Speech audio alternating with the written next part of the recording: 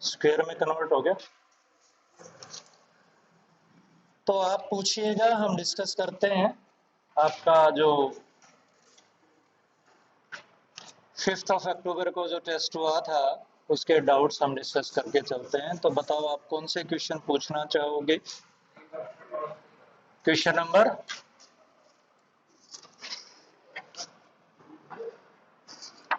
Shield जो है सुनाई नहीं देती, देने देती।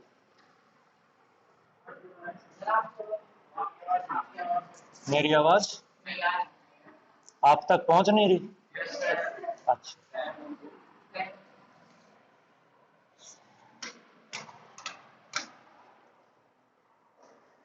आवाज पहुंच जाएगी बेटा, आवाज आवाज ही है हमारे पास, और है क्या, थोड़ी देर में पहुंचने लग जाएगी।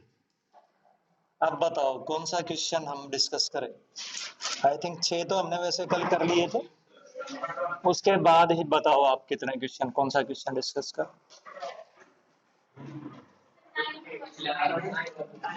फर्स्ट 9th भी विल डिस्कस है। 9th करते हैं, पहले 9th करते हैं।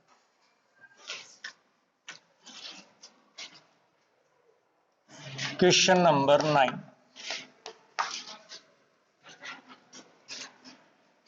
देखो प्रैक्टिस हमें बड़ी एडवांस बना देगी, बहुत एडवांस बना देगी। आप बताओ मेरे को कि वर्क जो होता है हमारा,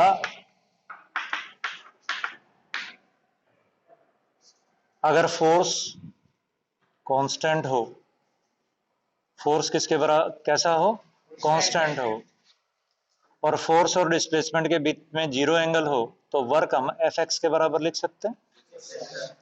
अदरवाइज हमें एफ डी एस का इंटीग्रेशन करना पड़ेगा। ठीक है बेटा।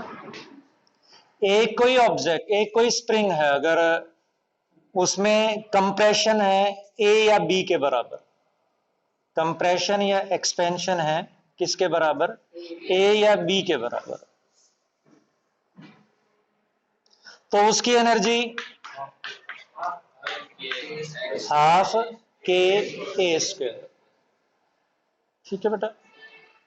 जो लोग नए हैं वो छोटा सा क्रैमिंग यूज करेंगे, पुराने लोगों को ये भी पता है कि हाफ के ए स्क्वायर कैसे आया, कोई बात। अब इस प्रेजेंट क्वेश्चन में क्या है हमारे पास, इस प्रेजेंट क्वेश्चन में आप बताऊंगा। हमने जो ये टेस्ट लिया उसमें ग्रुप में 2 बच्चे ऐसे भी हैं जिन्होंने 100 आउट ऑफ 100 स्कोर किया है फिजिक्स में।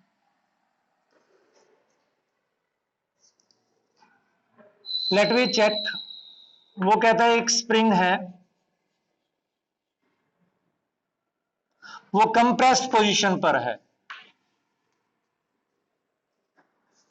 वो कंप्रेस्ड पोजीशन पर है।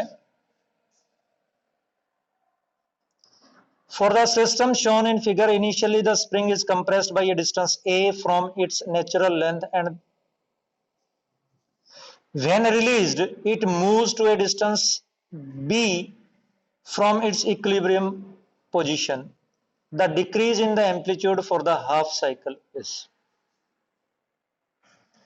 वो क्या कह रहा है, मान लो ये मेरे पास मीन पोजीशन है इस स्प्रिंग की, हमने इस ब्लॉक को क्या कर दिया बेटा, कंप्रेस कर दिया बाय व्हाट डिस्टेंस, ए।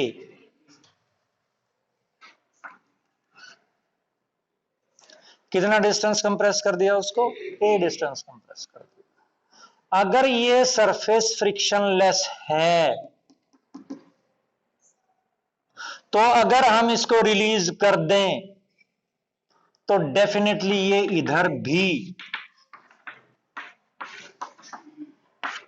कितनी दूर तक जाएगी, ए डिस्टेंस तक जाएगी। ठीक है, यहां से छोड़ दोगे, और law of conservation of energy कहता है कि अगर यहां पर मेरे पास स्पीड किसके बराबर है, 0 के बराबर है, यहां पर भी स्पीड किसके बराबर है, 0 के बराबर है, तो यहां पर टोटल एनर्जी किसके बराबर होगी बेटे, हाफ के ए स्क्वायर प्लस 0। यहां पर टोटल एनर्जी किसके बराबर हो गई, के हाफ के ए डैश स्क्वायर प्लस 0। ठीक है, इसका मतलब ए किसके बराबर आ गया, ए डैश के बराबर आ गया। इतनी बात क्लियर। पर उसने कहा कि मेरे पास ये जो सरफेस है ये फ्रिक्शनलेस नहीं है। कोफिशिएंट ऑफ फ्रिक्शन दे रखा, किसके बराबर दे रखा? म्यू के बराबर। ठीक है, अब फ्रिक्शन के अगेंस्ट वर्क होगा। किसके अगेंस्ट वर्क होगा? फ्रिक्शन के अगेंस्ट वर्क होगा।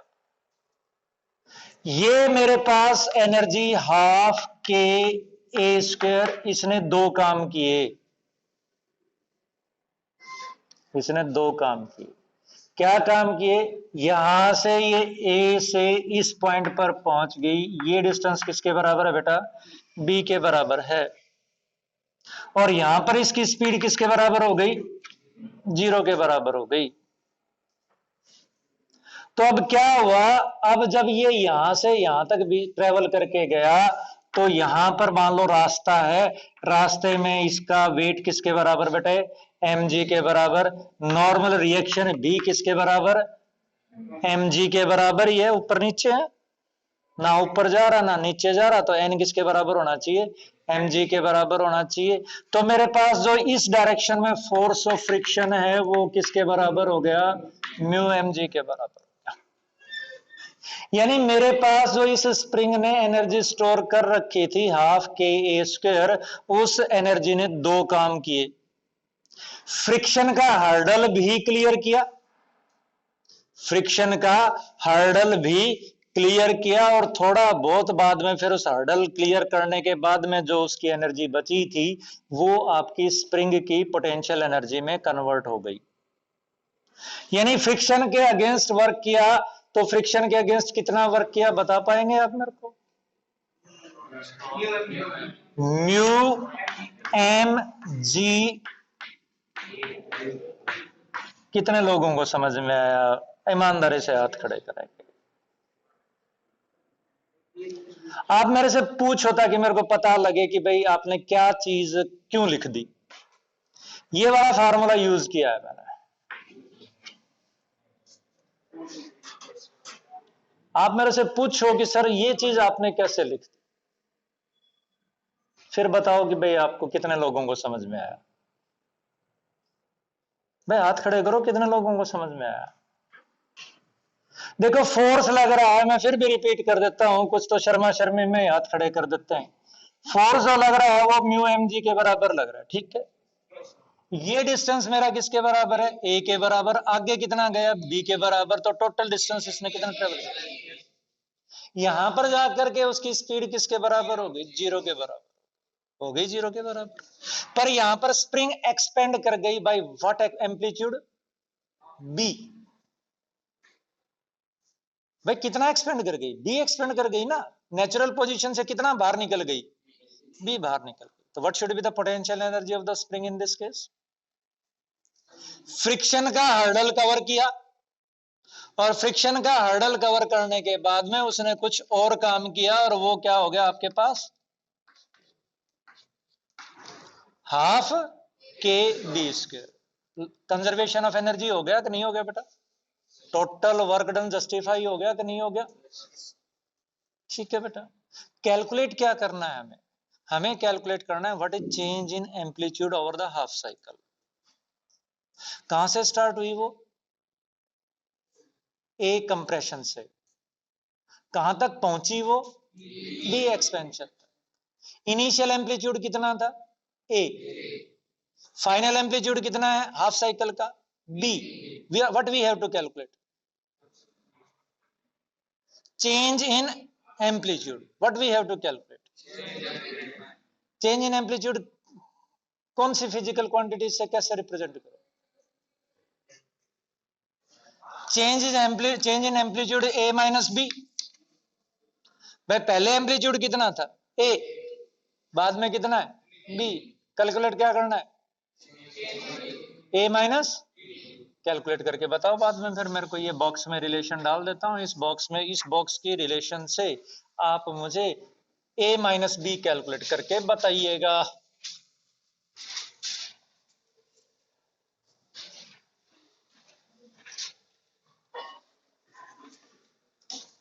क्वेश्चन को देख करके नहीं छोड़ेंगे, अबे मेरे से तो सॉल्व ही नहीं होगा, अरे कुछ तो अगली लाइन लिखी जाएगी, कुछ तो अगली लाइन लिखी जाएगी, ट्राई करो, you will get the proper answer, definitely you will get the proper answer. We have to calculate what is the value of a minus b. This is one of the answer I have got, that is mu mg by k. Another answer I have got, that is 2 mu mg by k.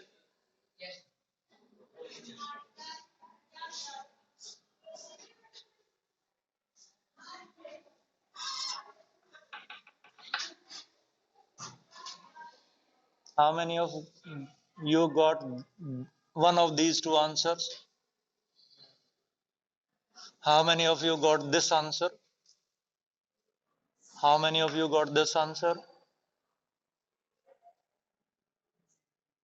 Any other answer? ये वाला, ये वाला solve करोगे, you will definitely able to. k के coefficients को इकट्ठा करो, hint दे दिया, हिंट दे दिया मैंने, k के कोफिशिएंट्स को इकट्ठा करो, एक साइड में k के कोफिशिएंट्स रखो, दूसरी साइड में बाकी रखो, you will able to solve.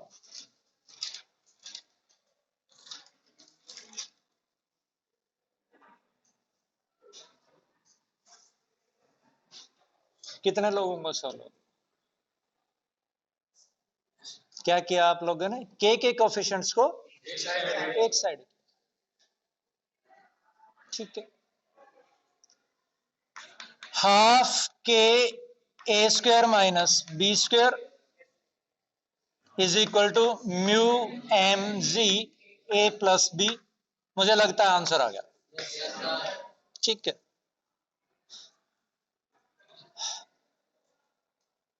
मेरे को लगभग 22-23 साल हो गए पढ़ाते हुए,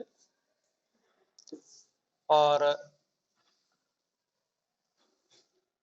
जो 2019-20 का बैच जो मैंने पढ़ाया अब तक का नॉन मेडिकल का, वो I think that was the best batch. और आप में से अब की बार मुझे लगता है कि मेरे पास अभी जो +2 का बैच है वो तो इस लेवल का नहीं है, बट आप में से मुझे लगता है कि भाई लगता है मुझे उस जैसा बैच मिल जाए। चलो, नाउ द क्वेश्चन नंबर 11 पूछा आपने, हो जाना चाहिए था। है बेटा, लेट मी चेक, हो जाना चाहिए था।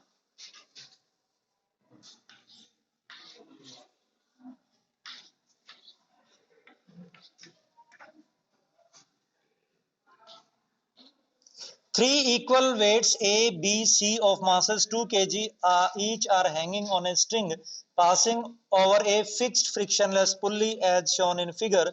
The tension in the string connected weight B and C is.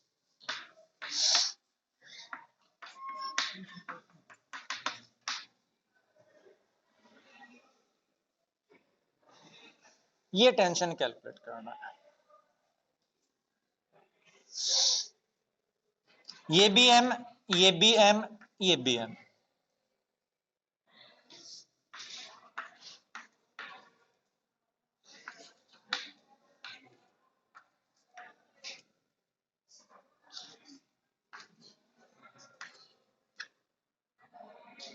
ये वाले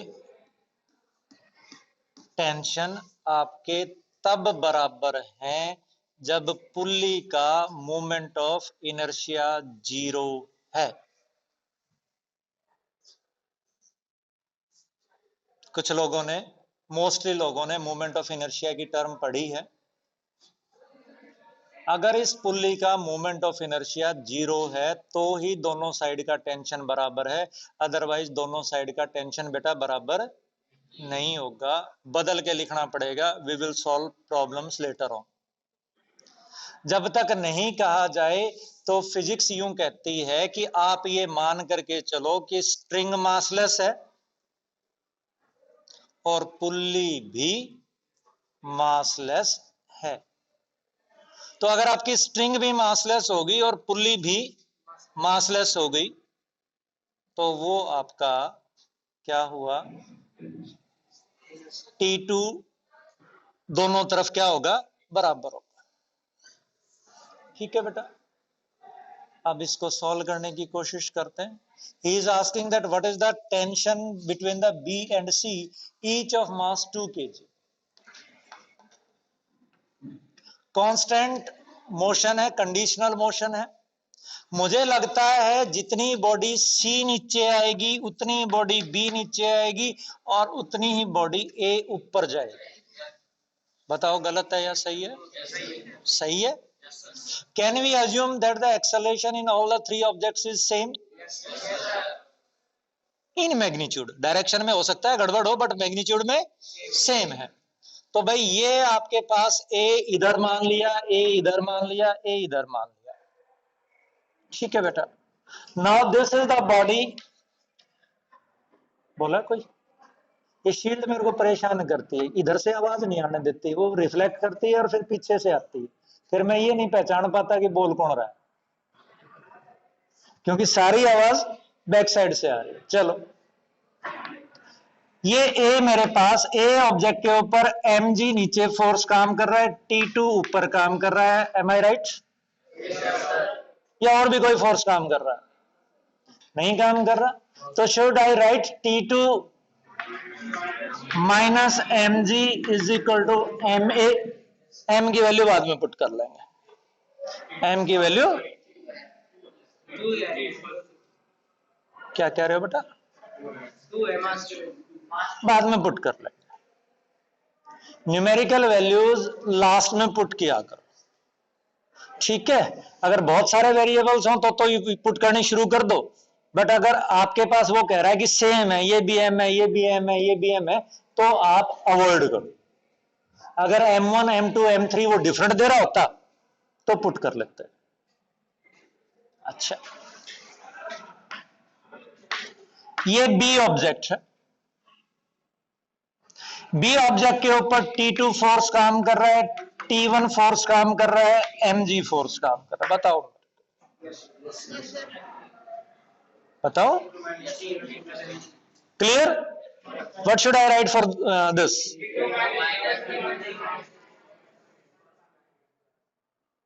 फिर तो मेरे को माइनस ए लिखना पड़ेगा। अगर आप मेरे से यूं लिखवा रहे हो T2 minus M G minus T1, अगर आप मेरे से ऐसा लिखवा रहे हो तो मुझे m और माइनस ए लिखना पड़ेगा।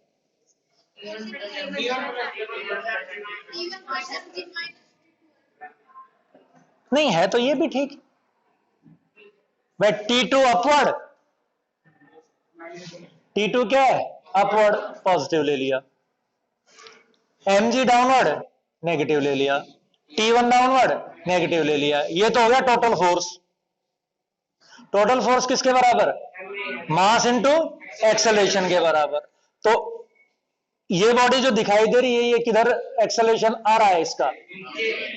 तो माइनस आ गया। उल्टा लिखना चाहो उल्टा लिख लो। हम एक काम करते हैं, इसको ऐसे लिख लेते हैं, T1 plus M G minus T2 is equal to M. ठीक है, उस ऑब्जेक्ट के लिए हमने डाउनवर्ड डायरेक्शन को क्या ले लिया? पॉजिटिव ले लिया। ठीक है, डायरेक्शन ऑफ एक्सेलरेशन को हमने पॉजिटिव मान लिया। तीसरी ऑब्जेक्ट क्या कहती है?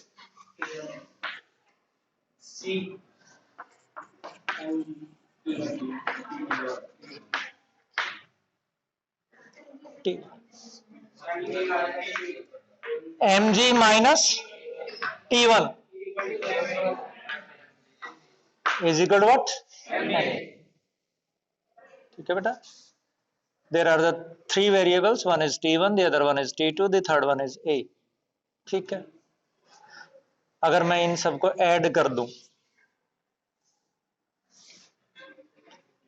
इन सबको हमने क्या कर दिया, ऐड कर दिया। यहां पर T2 positive, T2 negative, T1 positive, T1 negative. I think यहां पर Mg ही बचा।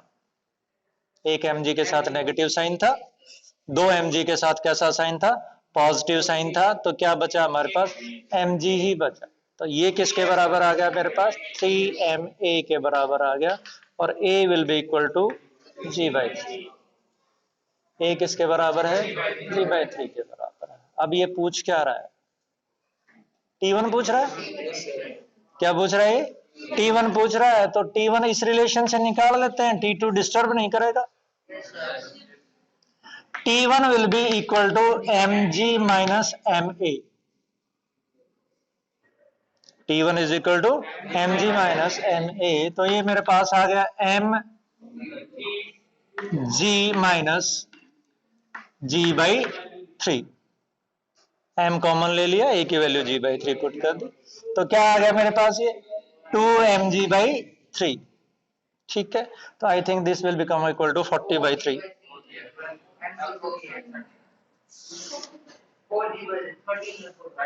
13 के आसपास आपका कैलकुलेट हो जाएगा। और बताओ बेटा, दो ही प्रॉब्लम आई 25 क्वेश्चन में से। 13 भी ऐसा ही क्वेश्चन है। 11 के बाद 13, अच्छा ये है 30।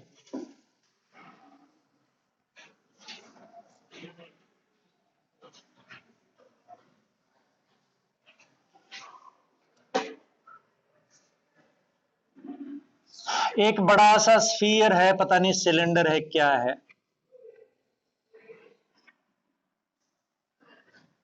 वो सेंटर से ऊपर किसी कोने के ऊपर रस्सी के सहारे बांध रखा है।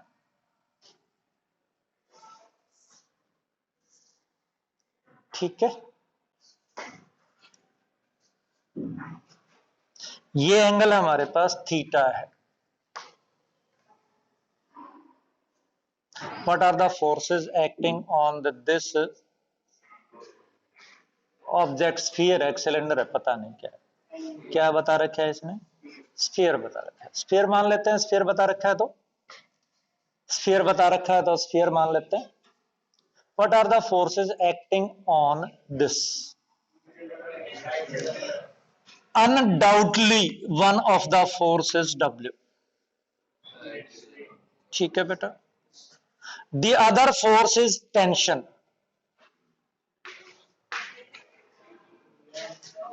राइट बेटा।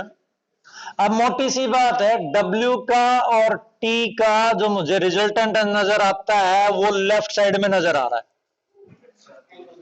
है ना। इसका मतलब ये स्फीयर इस दीवार को दबाएगा। बताओ दबाएगा कि नहीं दबाएगा।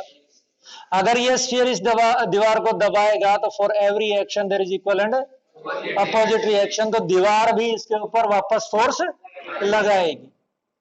और कांटेक्ट फोर्सेस हमारे नॉर्मल होते हैं। तो ये मेरे पास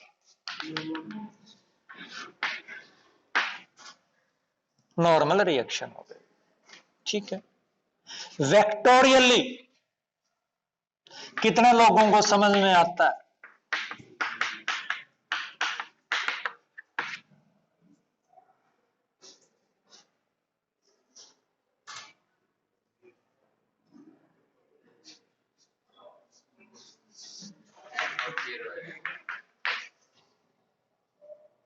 कुछ बदल दिया। टोटल फोर्स काम कौन कौन से कर रहे हैं? तीन ही तो कर रहे हैं। एक टी कर रहा है, एक डब्ल्यू कर रहा है, एक एन कर रहा है। एक टी कर रहा है, एक डब्ल्यू कर रहा है, एक क्या कर रहा है, एन कर रहा है। तो क्या वो उस ऑब्जेक्ट में एक्सेलरेशन प्रोड्यूस कर पा रहे हैं? नहीं कर पा रहे। इसका मतलब टोटल कितना हो गया? टोटल क्या हो गया? जीरो हो गया। क्लियर? इसका मतलब मैं लिख दूं summation of F X is equal to zero, summation of F Y is equal to zero. दो से काम चल जाता है। समेशन ऑफ एफ जेड की यहां पर जरूरत है नहीं। समेशन ऑफ एफ जेड की जरूरत यहां पर है नहीं। निकालें समेशन ऑफ एफ एक्स कितना है?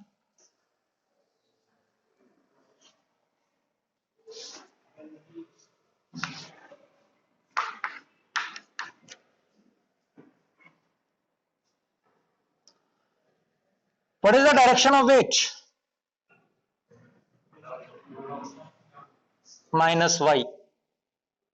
वेट की क्या डायरेक्शन है? क्या इसका कंपोनेंट बनेगा एक्स डायरेक्शन में?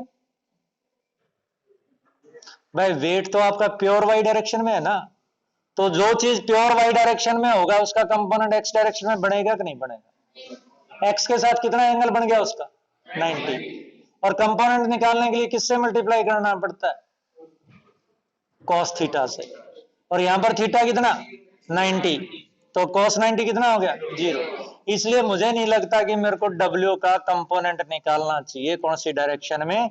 एक्स डायरेक्शन में, क्योंकि W एग्जिस्ट प्योर वाई में कर रहा है। W किस में कर रहा है? प्योर वाई में कर रहा है। N प्योर एक्स में कर रहा है, इसलिए आपका वाई कंपोनेंट नहीं आएगा। N जो वेक्टर है आपका फोर्स है, वो कौन सी डायरेक्शन में कर रहा है? प्योर एक्स में काम कर रहा है, इसलिए उसका कौन सा कंपोनेंट नहीं आएगा? वाई कंपोनेंट नहीं आएगा। But what do you think about T? T के कंपोनेंट बनेंगे, एक्स कंपोनेंट भी बनेगा और वाई कंपोनेंट भी बनेगा। तो टी के दो कंपोनेंट करने की कोशिश करते हैं। ये मैंने डाल दिया, अगर ये एंगल थीटा है तो ये एंगल बी थीटा हो। ठीक है, अगर हमें किसी वेक्टर के दो टुकड़े तोड़ने हैं, दोनों एक दूसरे के परपेंडिकुलर हों, तो गांठ बांध लो, थीटा की डायरेक्शन में तो कॉस थीटा से मल्टीप्लाई होगा और उसके परपेंडिकुलर होगा। ठीक है बेटा, तो समेशन ऑफ एफ एक्स 0 के बराबर क्या कहता है? समेशन ऑफ एफ एक्स 0 के बराबर क्या कहता है? समेशन ऑफ एफ एक्स 0 के बराबर कहता है N minus T sine theta is equal to 0। कितने लोगों को समझ में आया? माइनस क्यों लगाया? अपोजिट डायरेक्शन में दिखाई दे रहा है। कैसी डायरेक्शन में दिखाई दे रहा है? अपोजिट डायरेक्शन में दिखाई दे रहा है। तो N minus T sine theta is equal to 0। तो एन किसके बराबर हो गया मेरा? टी साइन थीटा के बराबर हो गया।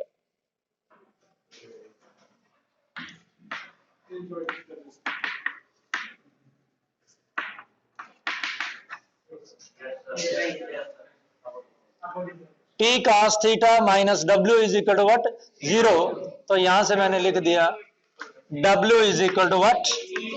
T cos theta. W आपका किसके बराबर हो गया? टी कॉस थीटा के बराबर हो गया। अब ये कहता है कि क्या आंसर चाहिए? n plus T plus W is equal to 0। T square is equal to N square plus W square. T is equal to N, T is equal to N plus W, N is equal to W tangent theta. Options A B C, options B C D, options A B D, options A B C D. नहीं भाई, बाद में।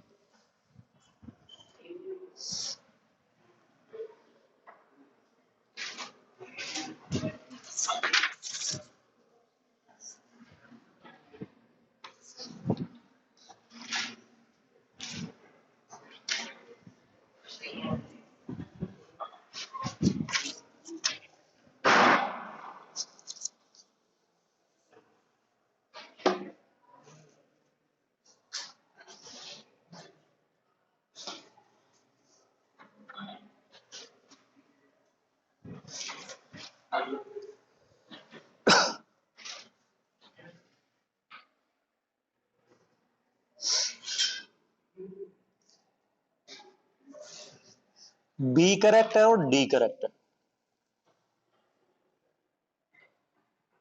पहला option दे रखा है उसमें n plus T plus W is equal to 0।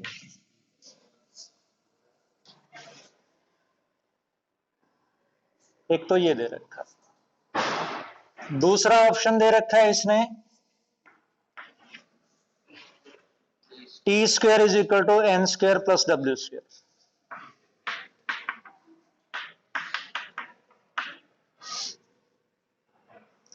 तीसरा ऑप्शन दे रखा है इसने एन प्लस डब्ल्यू, और फोर्थ ऑप्शन दे रखा है इसने N is equal to W tangent theta.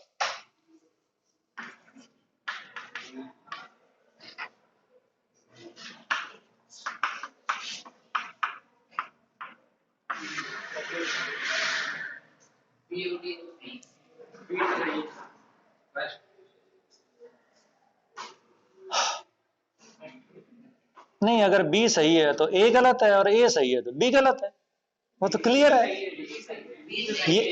ये बात आपको आती है, समझ में नहीं आती कि भाई अगर बी सही है तो ए गलत है? नहीं है ए गलत, और अगर ए सही है तो बी गलत है। दोनों तो साइमल्टेनियसली ठीक हो ही नहीं सकते। बी सही है, बी सही। अगर बी और फिर ये सी भी होगा भाई, अगर बी आपका ऑप्शन सही है तो ए भी गलत है और सी भी गलत है, वो क्लियर नजर आ रहा है, उसमें तो कोई प्रॉब्लम ही नहीं है। ठीक है, तो मेरे को लगता है कि इसमें आप लोगों के आंसर्स जो हैं वो गलत दे रखे हैं, पता नहीं क्या आंसर दे रखा था, आई डोंट नो। अगर आप स्क्वायर करके ऐड कर दोगे इस इक्वेशन को और इस इक्वेशन को स्क्वायर करके ऐड कर दोगे तो आपके पास कौन सा ऑप्शन आ जाएगा? बी ऑप्शन आ जाएगा। और अगर आप पहली इक्वेशन को दूसरी इक्वेशन से डिवाइड कर दोगे तो आपके पास डी ऑप्शन आ जाएगा। इस इक्वेशन को आप अगर इस इक्वेशन से डिवाइड कर देते हो तो N by W tangent theta के बराबर होगा, और एन आपका किसके बराबर हो जाएगा? डब्ल्यू टेंजेंट थीटा के बराबर हो जाएगा। ठीक है, ये इसमें और इसमें फर्क है बेटा, वो वेक्टर सम है और ये स्केलर सम। ठीक है, और बताओ।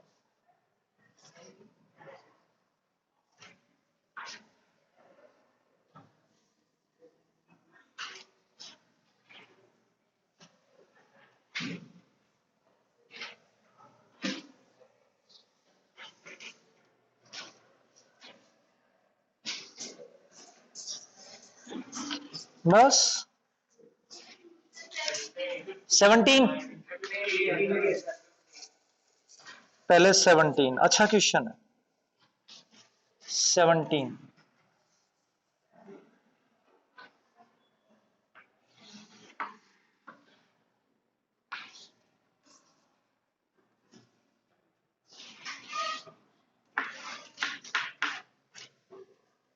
F is equal to 3 Newton।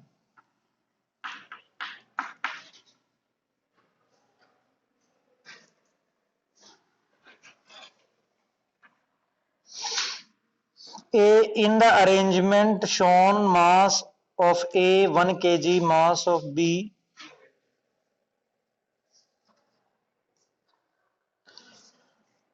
चलो वैसे मान लेते हैं, इसने ये नहीं बता रखा कि ए कौन सा है और बी कौन सा है, पर मैं मान लेता हूं ए का मास 1 kg है, बी का मास 2 kg है, तो बड़ी वाली ऑब्जेक्ट बी होगी और छोटी वाली ऑब्जेक्ट ए होगी। ठीक है बेटा, in the arrangement shown A is 1 kg, B is 2 kg, coefficient of friction between A and B is 0.2।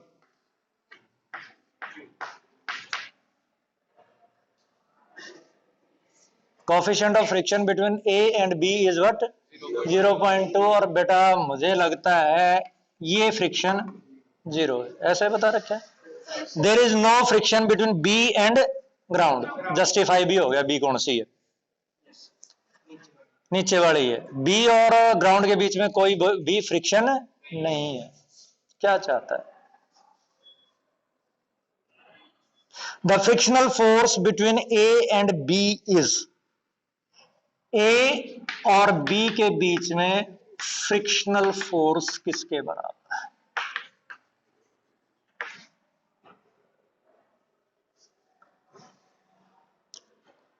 Right, ये आंसर, ये क्वेश्चन।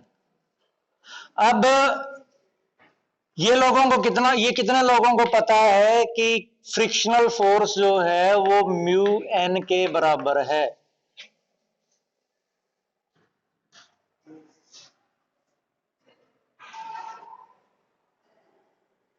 ठीक,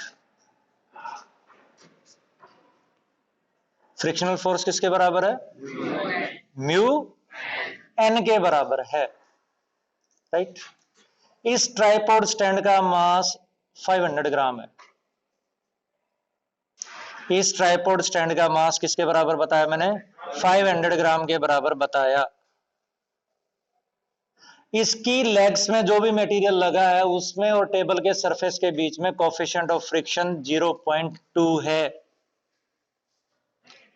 इस ट्राइपॉड स्टैंड का मास 500, सिंप्लिसिटी के लिए 1 किलोग्राम मान। इस ट्राइपॉड स्टैंड का मास जो है वो 1 किलोग्राम है। कोफिशिएंट ऑफ फ्रिक्शन किसके बराबर है?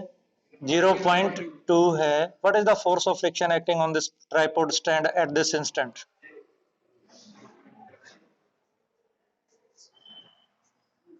One of the student said 0।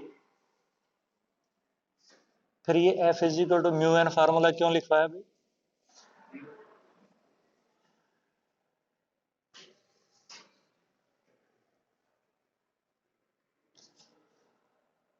भाई ये ट्राइपॉड स्टैंड आपका, ये आपके पास 1 किलोग्राम मतलब 10 न्यूटन, तो नॉर्मल रिएक्शन भी आपके पास कितनी हो गई? 10 न्यूटन। तो आपके पास F की वैल्यू म्यू एन के बराबर, म्यू आपने 0.2 बताया, तो 2 न्यूटन।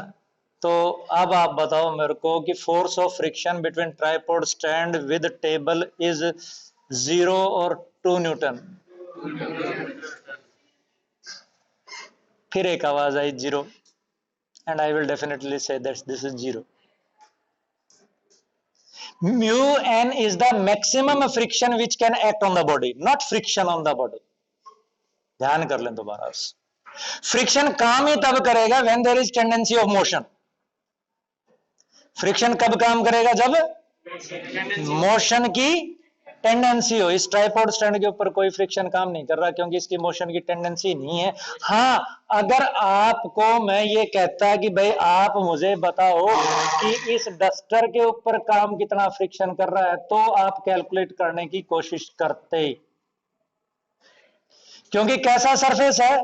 इंक्लाइंड सरफेस है, और इंक्लाइंड सरफेस है तो इसको फिसलना चाहिए। कौन रोक के बैठा है इसको? फ्रिक्शन बैठा है। तो क्या है? What is F is equal to mu N? Mu N is the maximum friction which can act on the object. Mu N क्या है? Maximum friction which can act on the object. ठीक है, नहीं तो किसके बराबर? नहीं, force of friction always lies between 0 and mu N. Force of friction कहां से कहां तक लाई करता है? 0 से लेकर के म्यू एन तक लाई करता है। अगर आप फोर्स म्यू एन से ज्यादा लगा सकते हो तो आपका force of friction mu N ही रह जाएगा। पर म्यू एन से कम फोर्स लगाते हो तो फोर्स ऑफ फ्रिक्शन जितना आपने फोर्स लगाया उसके बराबर। नहीं समझ में आया? ये मेरे पास ऑब्जेक्ट है, 100 किलोग्राम की ऑब्जेक्ट मान लेता हूं। कोफिशिएंट ऑफ फ्रिक्शन 0.2 मान लेता हूं। नॉर्मल रिएक्शन 20 न्यूटन हो गई, नहीं सॉरी,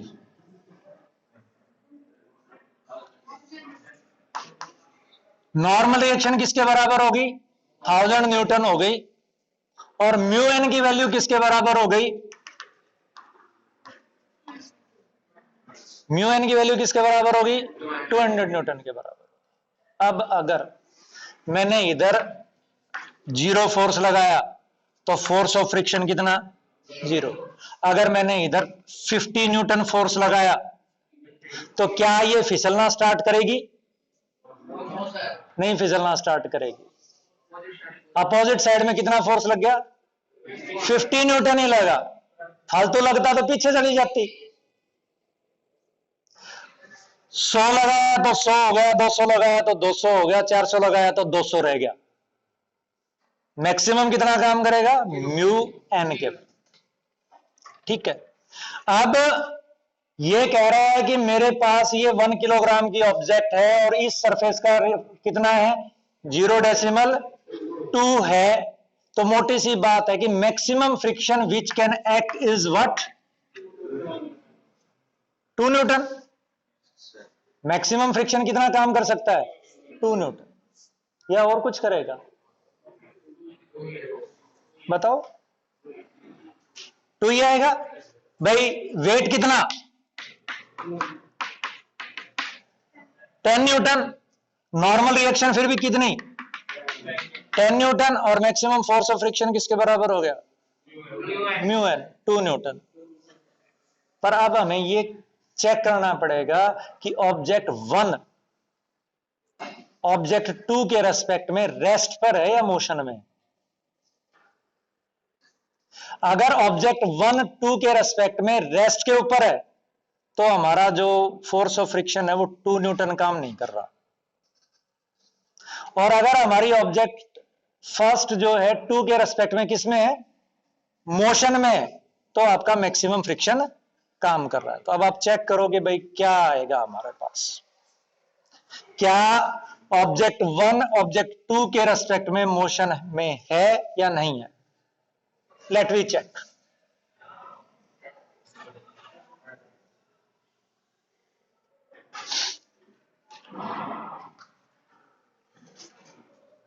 फ्री बॉडी डायग्राम बनाते हैं। ऑब्जेक्ट बी, ऑब्जेक्ट बी के ऊपर कौन कौन से फोर्स काम कर रहे हैं? एमजी में नहीं लिख रहा क्योंकि कोई काम का नहीं है, क्योंकि एमजी की डायरेक्शन में मोशन नहीं है। एक्सटर्नल फोर्स किसके बराबर काम कर रहा है? और कौन सा कर रहा है? ऊपर वाले का एक्शन रिएक्शन। एक्शन रिएक्शन फिर परपेंडिकुलर हो गया, कोई काम का नहीं है। और फ्रिक्शन।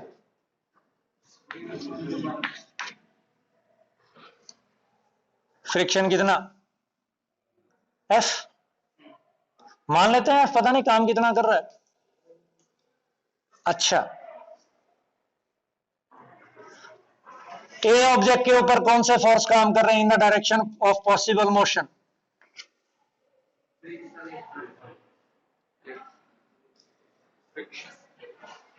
ये बॉडी वन जो है वो राइट साइड में क्यों जाएगी? हाँ, यहां से एक चीज समझ में आ रही हो तो आपको। कई बार हम कह देते हैं ना कि जो आपका मोशन जो होता है वो फ्रिक्शन के मोशन के अगेंस्ट होता है फ्रिक्शन। यहां तो अलोंग है ऊपर वाले ऑब्जेक्ट में, क्योंकि ऊपर वाले ऑब्जेक्ट में मोशन ही फ्रिक्शन काज कर रहा है। ऊपर वाली ऑब्जेक्ट में मोशन का काज ही क्या है? अगर बॉडी 1 और बॉडी 2 के बीच में फ्रिक्शन नहीं होता तो नीचे वाली को पकड़ करके खींच दे तो वो ऊपर वाली वहीं पड़ी रहती। तो अब बताओ मैं क्या लिखूं? Both are moving with same acceleration, तो एक दूसरे के रेस्पेक्ट में रेस्ट पे हैं।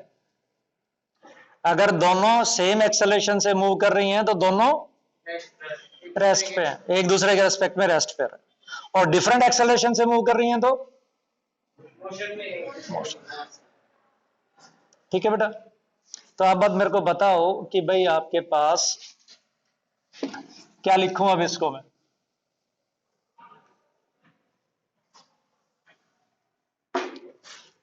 Three minus F, 3 minus F is equal to 2a। बताओ 3 माइनस एफ किसके बराबर? 2a के बराबर। ठीक है बेटा। F is equal to what? नहीं, वो तो हो गया, दूसरी ऑब्जेक्ट के लिए लिखो। F is equal to A. F is equal to A, कितना आ गया?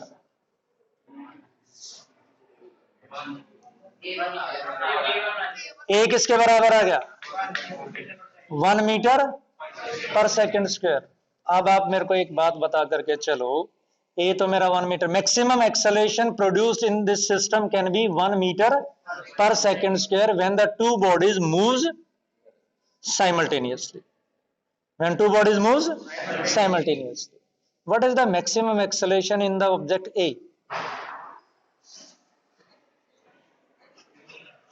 इस ऑब्जेक्ट के अंदर मैक्सिमम एक्सेलरेशन कितना प्रोड्यूस हो सकता है? उसमें 1 मीटर पर सेकंड स्क्वायर हो भी सकता है कि नहीं हो सकता? What is the maximum force acting on the body A?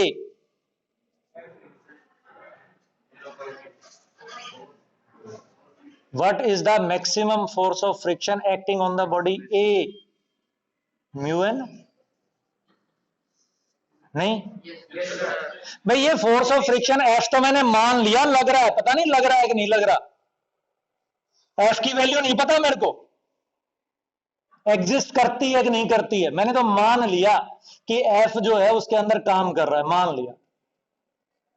ठीक है, अगर F काम कर रहा है, इसके ऊपर F काम कर रहा है, इसके ऊपर F काम कर रहा है, तो उससे मेरे के अंदर एक एक्सेलरेशन आ गया, A जो है 1 मीटर पर सेकंड स्क्वायर। अब मैं ये कैलकुलेट करना चाहता हूं कि क्या बॉडी 1 के अंदर 1 metre per second square acceleration आ भी सकता है या नहीं आ सकता।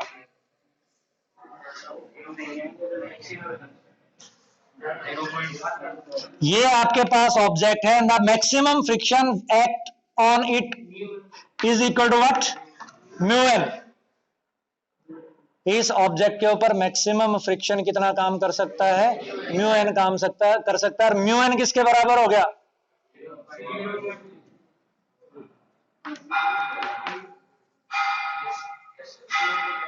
म्यू एन 2 हो गया। अब म्यू एन मेरा 2 हो गया, मास किसके बराबर है इसका? बताओ,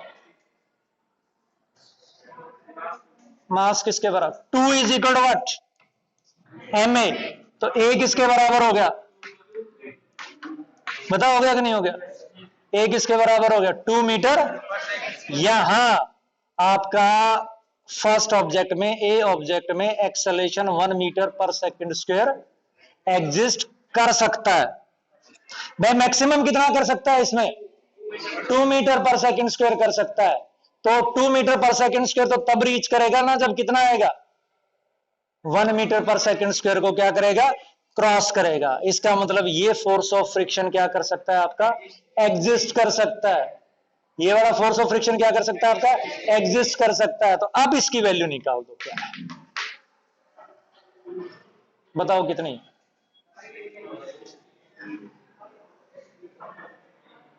वन ही आ गई। क्या आ गया हमारे पास? ये 1 ही आ। ठीक है बेटा, किसके बराबर आ गया हमारे पास? ये 1 के बराबर आ गया। अगर मेरे पास मान लो ये मास अगर बदल जाता, या कोफिशिएंट ऑफ फ्रिक्शन को मैं बदल दूं, कोफिशिएंट ऑफ फ्रिक्शन को मैं बदल देता हूं, मैं उसको 0.07 मान लेता हूं। म्यू इसने 0.2 देने की बजाय 0.07 दे देता, तो क्या होता?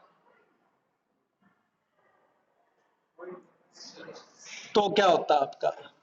तो आपके पास ए किसके बराबर आ जाता?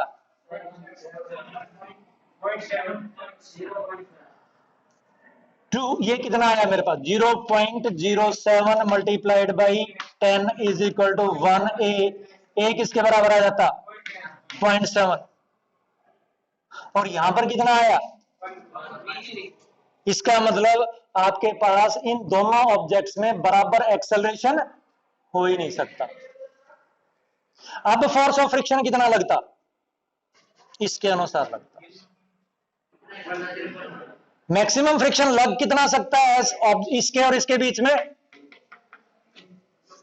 2 न्यूटन। मैक्सिमम कितना लग सकता है? 2 न्यूटन लग सकता है। मिनिमम कितना लग सकता है? 0। अब मैं इसको मान लो F की बजाय 3 की बजाय 4 कर लेता तो क्या होता? ये क्या होगा मेरा? 4 minus F is equal to 2a। F से एफ कैंसिल हो गया, ये किसके बराबर हो गया?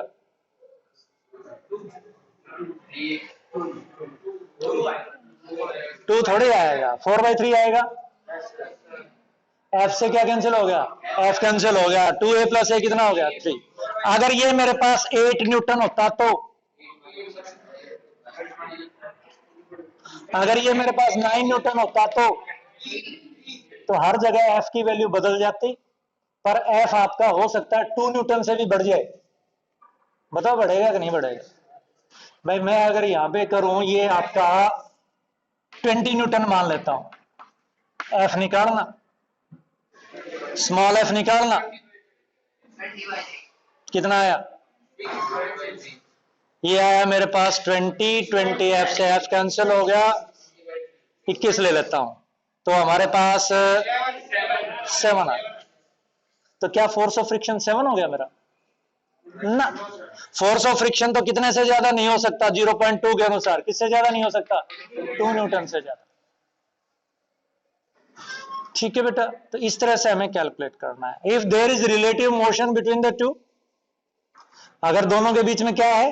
रिलेटिव मोशन है, दोनों के अंदर अगर एक्सेलेरेशन अलग अलग है तो आपका मैक्सिमम फ्रिक्शन काम कर रहा है, और दोनों साथ साथ मूव कर रही हैं तो फिर हमें कैलकुलेट करना पड़ेगा कि भाई कितना आएगा। ठीक है, चलो।